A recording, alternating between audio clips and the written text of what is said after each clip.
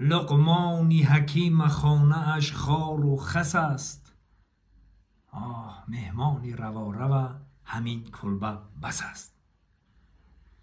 لقمان حکیم کی بود؟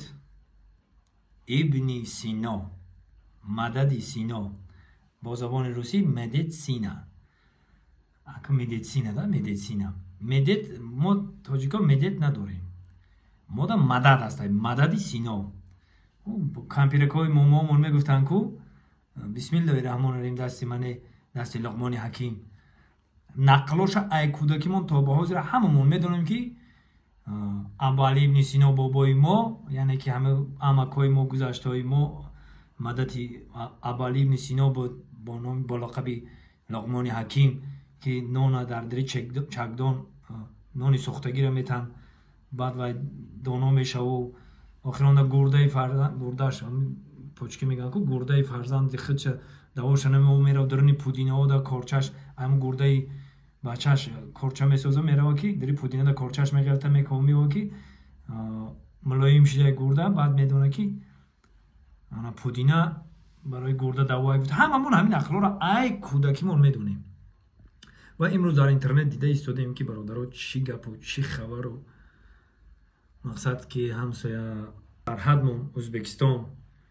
سمرقند و بخارا را همش میدونن. این جای بحث و جای گپی بیهوده نیست. همش ما باوری دارم از خرد تا بزرگ تاجیکستان و از خرد تا بزرگ ازبکستان میدونن که تاریخ چی گفتگی، تاریخ چی میگه و شعرهایی که ما خوندیم همش اشاره کردگی به تاجیک و به فارس.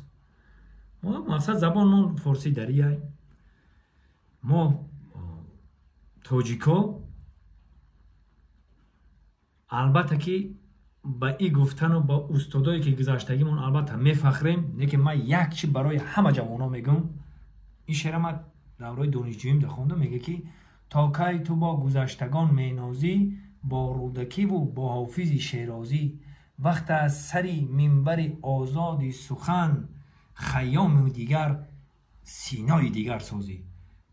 این های همه سالا از زبان همه شاعرای فکر کنم خدمون کلاسیک نیو مقصد سویتی تاجیک شیندگی بودم که میگفتن که دیگه وقت سری منبر آزادی سخنه که باید ما خدمون نشان بدیم جوانای تاجیک اهل علم و اهل فرهنگ و اهل میفهمیدگی ها خواهش میکنیم که وقتی خود نشانتی رسید حرکت کنه خودتون نشان بدین با علم و با فرهنگ و با مدنیت و به سخنی قبیح وقتی اومد که ما خودمون نشان بدیم که ما تاجیکا کی بودیم و تا به حاضر کجا رفته ایستادیم باید خودمون ما نشان بدیم.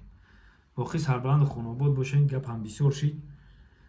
چیزی که من میفهمیدم با فهمیش خودم همه قشنگ میدونم که ما باور دارم که همه روس‌ها هم میدونن، امریکان‌ها هم میدونن، تمام دنیا آدمایی که تاریخ میخونن میدونن که تاجیک کیست و کیه.